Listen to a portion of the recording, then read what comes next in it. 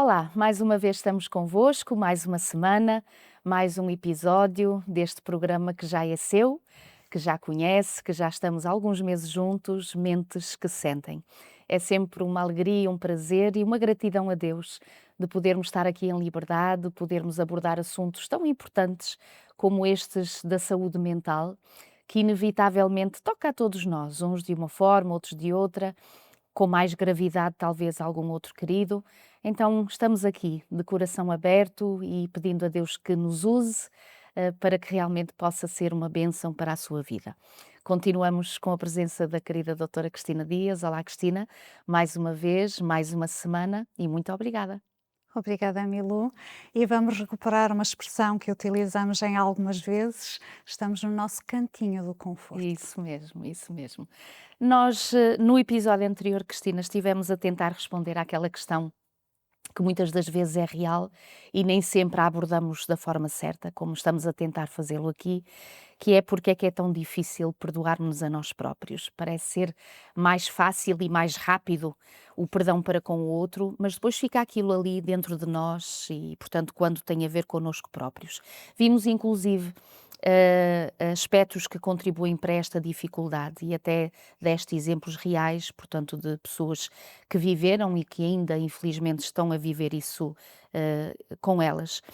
Desenvolver mais um bocadinho este assunto, por Uhum. favor, mais alguns aspectos. Obrigada, Milu. Relembrar aquilo que nós temos falado já em episódios anteriores. Estamos a falar de um tema complexo. Uhum, Portanto, o que nós pretendemos fazer é refletir, não é solucionar. Não uhum, seria num espaço desta natureza que exato. iríamos conseguir fazê-lo. Abordamos alguns aspectos, e vamos lembrar muito rapidamente, que acabam por tornar mais desafiante este processo do auto-perdão para Uhum, connosco próprios. Falamos da identificação com o erro, portanto, há uma fusão da nossa identidade. Se eu fiz algo, eu sou uma má uhum, pessoa. Falamos do medo das consequências e muitas vezes mantemos inconscientemente presos à ausência da possibilidade de nos perdoarmos a nós próprios como um mecanismo de autopunição. Falamos no impacto do perfeccionismo, de falharmos com esta imagem ideal que criaram e que nós criamos sobre nós próprios, e esta dificuldade em aceitarmos o espaço para a imperfeição humana. Falamos da vergonha e da raiva e do medo, e acabamos por relembrar que a vergonha é algo que se cola a nós uhum, próprios, está muito mais vincada e muito mais presente, e trilhar o caminho do auto-perdão implica muitas vezes expor-nos a atos que são, no mínimo, vergonhosos para connosco próprios. Falamos do mecanismo que também tem uma componente biológica, que é a dificuldade em desligarmos do passado, esta ruminação uhum, mental que aqui fica, que embora no mecanismo ideal é para nos ajudar a evitar erros futuros, mas nós encaramos isto na perspectiva da culpa. Falamos também na dificuldade que existe, a ausência de literacia emocional no contexto da sociedade e no contexto da família, o que nos leva muitas vezes a olhar para o erro na perspectiva da punição uhum, e não saímos dali, não avançamos. Para podermos avançar, outros dos desafios do qual falamos tem a ver com a questão da falta de competências emocionais para podermos lidar com a situação e uma pressão inequívoca que existe para repararmos ou corrigirmos aquilo que fizemos. O que não deixa de ser importante, mas às vezes tem a ver com a forma como isto nos é trazido. Hoje em particular, e vamos dar aqui 2 ou 3 estratégias um bocadinho, mais práticas, eu gostava de falar de uma coisa que nem sempre é tão consciente, mas que se torna um grande desafio a este processo do auto-perdão. E tem a ver com a dualidade criada quando nós estamos no papel de vítima e de agressor. uhum, E a verdade é que, se formos absolutamente honestos connosco próprios, todos nós somos capazes de ferir e de ser feridos. Só que nós crescemos num contexto em que a nossa tendência humana é dividir o mundo entre inocentes e culpados. uhum, Mas dentro de nós ambos coexistem. E nós não precisamos de estar, demos exemplos no episódio anterior, não precisamos de estar confrontados com exemplos tão graves a nível das suas consequências. Mas somos capazes de nos sentirmos fragilizados ou magoados pela atitude de alguém e 10 minutos depois estarmos a ter uma atitude que nós reprovaríamos noutras circunstâncias. Portanto, esta dualidade que eu tanto sou ferido, como eu acabo por ferir o outro. E se me permites, eu, como gosto de exemplos práticos, vou utilizar uma experiência real. Ela está disponível para consulta, as pessoas encontram isto ao nível da internet, por Uhum. exemplo, e até sugiro que possam ver. Uma experiência real que nos ajuda a retratar e a perceber com mais cuidado e a tentar extrair dali algumas lições práticas sobre o que é isto de ser vítima e o que é isto de Uhum. ser agressor e de que forma é que isto tem impacto neste processo do autoperdão. Existe um senhor norte-americano, chama-se Sammy Rangel. Vocês encontram muita informação sobre ele num site que é o Forgiveness Project. Vai passar aí em Uhum. rodapé também. E eu gostava de vos ler aquilo que tem na introdução do projeto deste site sobre ele. Diz o seguinte: Sammy Rangel passou a maior parte dos seus primeiros anos em instituições psiquiátricas, lares de acolhimento e centros de detenção. Abraçou a violência aos 11 anos, juntando-se a um gangue, e passou longos períodos na prisão. Após um programa de reabilitação do abuso de drogas o ajudar a recuperar-se, Sammy prosseguiu os seus estudos e começou a trabalhar num programa de sensibilização sobre Safe Streets. Uhum. Ok, nós lemos isto e tentamos perceber o que é que está por trás desta situação. E embora seja uma história um bocadinho dura, Uhum. e não tenho como objetivo chocar aqueles que nos ouvem, mas como objetivo olharmos para isto na perspectiva das estratégias, está bem? Então deixem-me só fazer aqui um resumo muito simples de algumas das dificuldades com as quais este homem passou ao longo da sua vida. Com 3 anos de idade, este menino foi abusado sexualmente pelo tio materno. Ele sempre foi uma criança que, junto com os seus irmãos, mas ele em particular sofreu níveis elevadíssimos de abuso físico, de abuso psicológico e negligência por parte da mãe e por parte do padrasto. E isto demonstrava-se em coisas que nós poderemos dizer raia a maldade. Uhum. Hum, Negligência a nível da alimentação, da higiene, pronto, coisas que efetivamente foram muito duras. E esta negligência foi direcionada especificamente para ele. Ele tinha mais irmãos, mas Uhum. era ele, diríamos, a vítima da situação. E os irmãos, como mecanismo defensivo, aprenderam a ignorar, normalizaram um bocadinho este tipo de comportamento. A situação era tão insustentável que, com 8 anos de idade, este menino tenta suicidar-se. E aos 11 anos de idade, ele acaba por fugir de casa e acaba por se envolver com gangues na rua, Uhum. e acabou por adotar este tipo de estilo de vida e de comportamento em que a promiscuidade, em que o consumo de substâncias, em que o consumo de bebidas tornou-se uma constante. Ele vai crescendo e torna-se um jovem altamente violento e agressivo e comete atos profundamente graves contra outros, atentando inclusive contra a vida de outros. Aos 17 anos era preso. Com 17 anos de idade, ele já era pai, e tinha outra criança, iria ser pai novamente, porque outra criança iria nascer. Era tão violento e tão agressivo que ele foi enviado para uma prisão de segurança máxima. E na observação que ele faz sobre este período da vida dele, ele diz assim: fui para a prisão como um street punk, mas saí de lá como um líder brutal, com mentalidade de assassino. Cumpriu pena, vem para a rua novamente e 7 meses depois é novamente detido. O nível de violência e de agressividade dele era de tal forma elevado que o colocam na solitária. E nós olhamos, podemos não ter histórias de vida, felizmente, Uhum. tão duras, Uhum. mas onde nós olhamos para a história de vida deste homem e nós dizemos, claramente aqui nós temos uma vítima e temos um agressor. Como é que nós podemos trilhar este caminho? Uhum. Como é que nós podemos sair daqui? Mas se nós formos verificar ainda o que é que ocorreu com ele depois, ele tem uma frase que eu acho que é altamente reveladora. Ele diz, no inglês, "What I know today is no broken No one is broken beyond repair. Uhum. Portanto, se nós fizéssemos uma tradução livre, o que ele diz é: o que eu hoje sei por experiência própria é que tu não chegaste a um estado tal que não seja passível de recuperação. Uhum. E se tu olhares para a biografia dele, diz-nos o seguinte: ele foi atualmente é cofundador de uma organização, Life After Hum. Hate, portanto orientada para pessoas que Hum. querem abandonar ideologias de ódio ou violência. Fundou um programa, Former Anonymous, que ajuda antigos criminosos e pessoas que querem sair de um estilo de vida destrutivo. Tem uma biografia, tem um mestrado em serviço social, trabalha como consultor para várias agências governamentais no sentido de tentar perceber como prevenir a violência e lidar com estas questões, realiza palestras, treinos, mentoria. E eu fico surpreendida. Hum. Não ficas só tu, fico eu e creio que ficamos todos nós a ouvir realmente uma história tão profunda quanto essa. E ao ouvirmos essa experiência, Cristina, a pergunta que nos vem à mente é uma só, ou seja, como é que se consegue fazer essa transição do perdoar-se ou perdoar o outro, não é? E que ele teve muitos que realmente intentaram contra a sua vida, e perdoar-se a si próprio também, naquilo que depois ele optou e que escolheu de errado.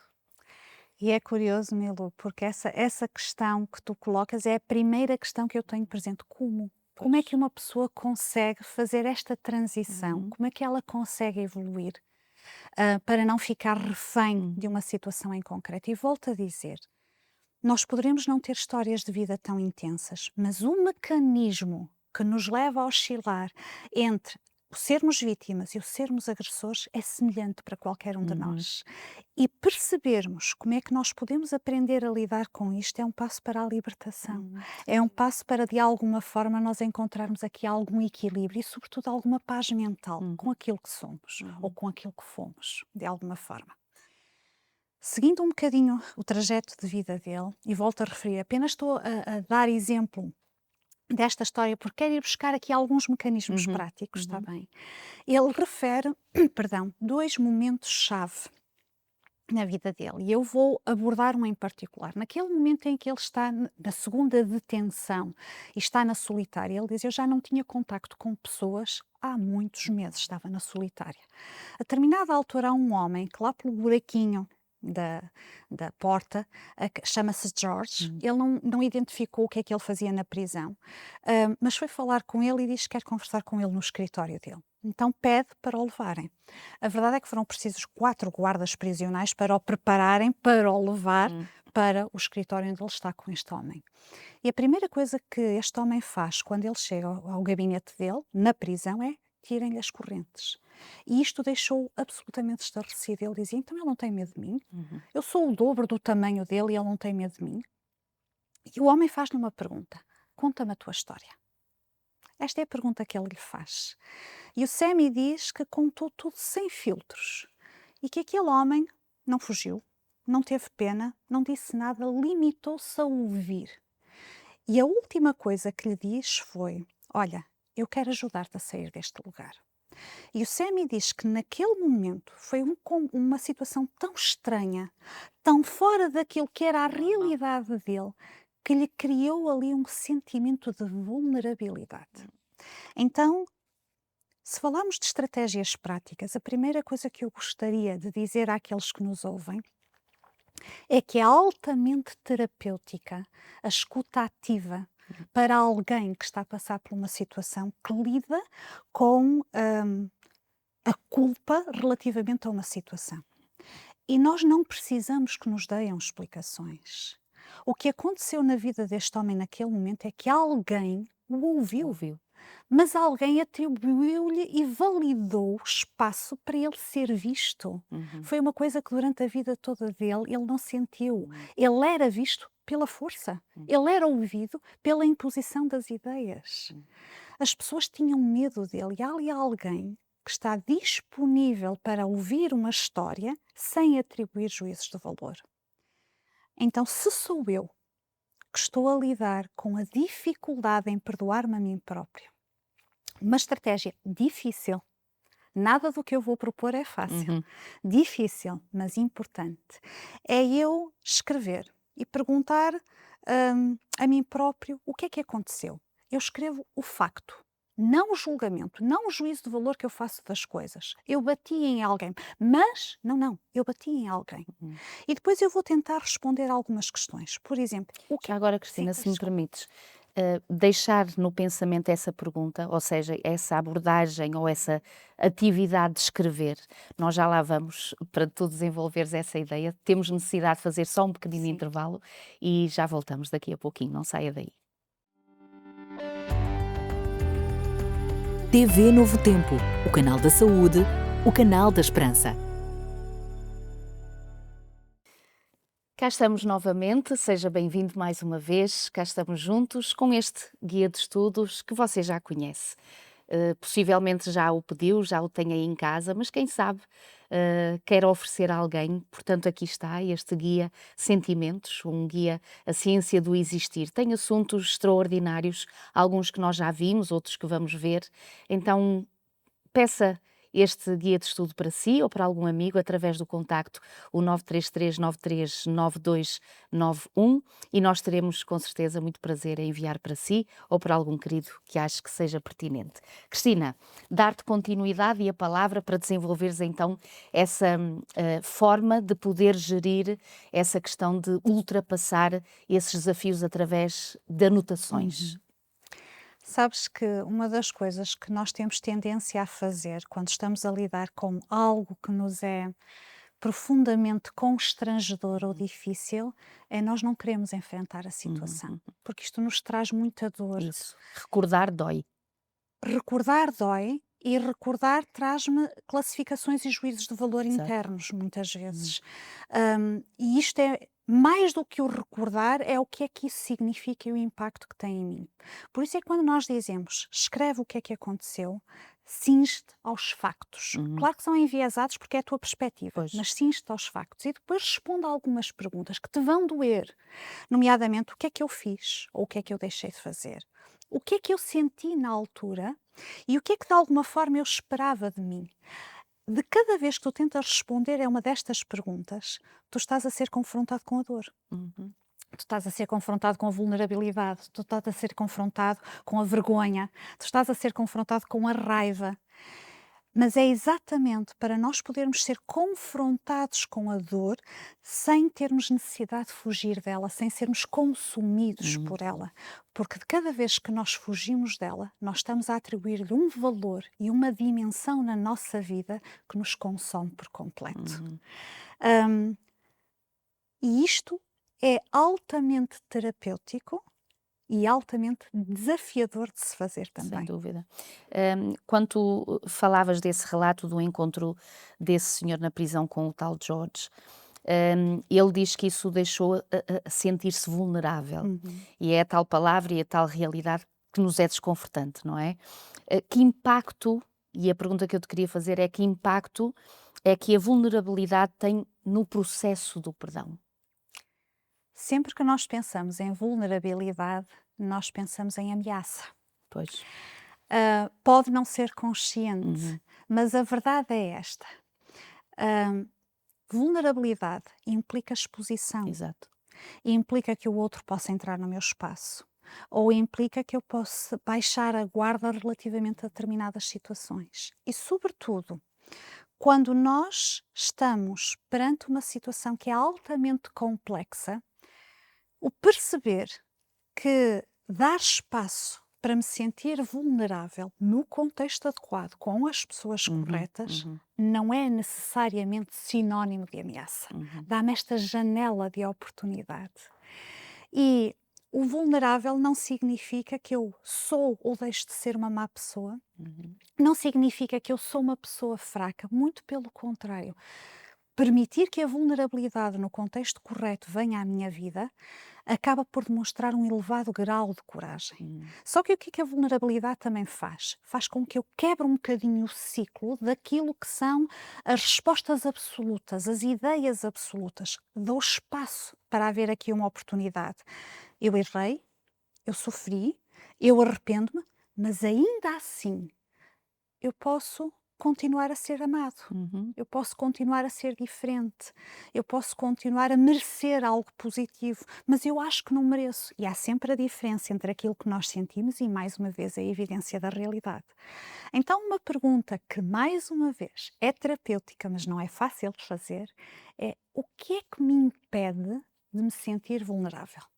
E às vezes nós não temos consciência que estamos neste processo, que é o processo de eu estou inconscientemente a bloquear a necessidade de, em alguns momentos, baixar a guarda e Uhum. permitir que a vulnerabilidade venha ao de cima. Uhum. Porque isto é altamente penalizador, Uhum. é o que eu entendo. Então a pergunta é: o que é que me impede de me sentir vulnerável? Será que eu alguma vez me senti assim? Porque, por regra geral, eu associo a vulnerabilidade a momentos menos positivos Pois. ou a situações em que alguém poderá ter tido um Uhum. comportamento para comigo não desejável. Mas eu desafio aqueles que nos ouvem a fazer este exercício de reflexão. Apontem. Quais são as circunstâncias? Quais são os pensamentos? Quais são as coisas que me fazem, que me impedem de me sentir vulnerável? Uhum. O que é que isto está a trazer à minha mente? Porque, regra geral, vai apontar para medos. E há alguns que são básicos e certamente tu e eu vamos nos identificar Uhum. facilmente Uhum. com eles. A vulnerabilidade leva-me, por exemplo, ao medo do julgamento. Se eu admitir que falhei, vão Claro. O que pensar é que que eu vão sou dizer? fraco. O que é que vão pensar de mim? Uhum. Não é?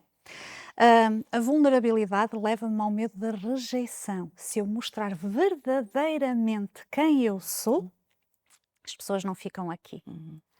A vulnerabilidade leva, por exemplo, ao medo da dor.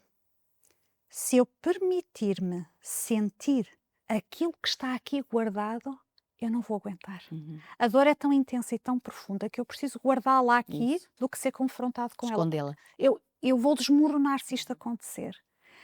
Mas eu posso desmoronar no momento e é o processo necessário para poder reconstruir. Restaurar. Exatamente. Outro medo que é muito comum, que a vulnerabilidade nos expõe, tem a ver com o medo de perder o controle. Se de alguma forma eu me abrir, eu vou desmoronar. Uhum. Então há uma outra estratégia que eu gostava de convidar as pessoas a fazerem.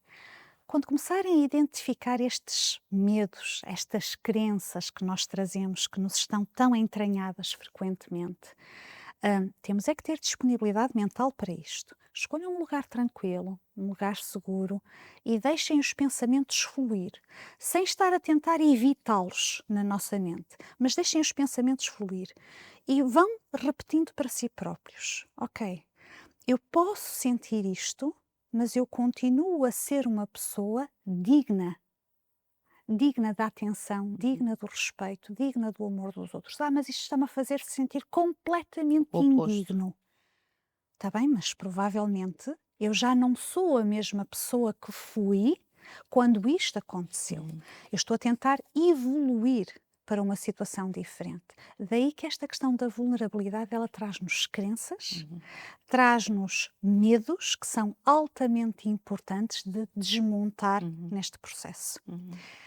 Gostava só também, muito rapidamente, Milo, eu falei há bocado que ele teve dois momentos-chave.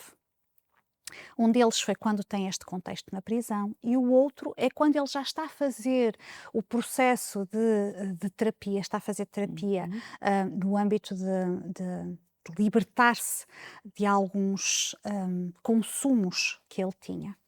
E a determinada altura está em grupo e o terapeuta coloca duas cadeiras no centro da sala. Eles estão numa roda e o terapeuta coloca duas cadeiras. E convida o Sammy a sentar-se numa das cadeiras. E ele acaba por ir na defensiva, na perspectiva de: ok, eu vou alinhar um bocadinho com este jogo que tu estás aqui a fazer, mas tu não vais retirar nada de mim. Uhum. E o terapeuta diz-lhe o seguinte: Sammy, imagina que na outra cadeira está a tua mãe. O que é que tu lhe dirias? E ele faz algumas questões. Como é que tu foste capaz de nos fazer isto? Uhum. Como é que foi possível? O que é que eu te fiz? E extravasa um bocadinho alguma angústia. E o terapeuta agora diz: olha, agora vou-te pedir que passes para a cadeira da tua mãe e tentes imaginar o que é que ela te poderia responder. E ele diz que sentia uma resistência interna como qualquer um de nós, porque nada do que ela poderia dizer Justificaria, validaria claro. todo o sofrimento que eles teriam passado. E ele diz que, pronto, ok, fez o esforço e a única coisa que lhe ocorreu foi desculpa. Foi a única coisa que lhe ocorreu. Volta a passar para a cadeira original dele e o terapeuta pergunta-lhe: expressa-te, diz o que é que tu sentes. Ele diz que expressou tudo. Hum, a rejeição, o abandono, o ter sido invisível para todos à sua volta. E a pergunta de viragem, o momento de viragem, vem com a próxima pergunta que o terapeuta lhe faz. E ele diz-lhe: Sammy, alguma vez tu magoaste alguém da mesma forma como a tua mãe te magoou? Hum. E Milô, eu creio que esta é uma pergunta que nós devemos refletir. Uhum. Mais uma vez, poderemos não estar a falar de histórias tão difíceis. Mas de que forma a resposta a esta questão de se alguma vez eu poderei ter causado dor ao outro, que possa ser vivenciada pelo outro com a mesma intensidade com que eu vivencio a minha dor e em que eu transito desta perspectiva da vítima para a perspectiva do agressor, que impacto é que isto tem em mim? É algo que nós vamos ver no próximo episódio. Muito bem. E com certeza ficamos todos curiosos e, sem dúvida, desejosos de conhecer o restante desta história. Tu estavas a falar, Cristina, e eu estava-me a lembrar, e agora em título de arremate, um dos versículos que nós encontramos na Palavra de Deus, quando em João 8,36 diz: se pois o Filho vos libertar, verdadeiramente vós sereis livres. E nós temos muitas coisas que nos aprisionam, que nos escravizam, e a nossa mente realmente é um dos territórios em que, mais do que nunca, nós vivemos estas prisões sem grades, mas que elas existem. Então, marcamos encontro, se Deus quiser, no próximo episódio, e até lá, que o Senhor vos abençoe.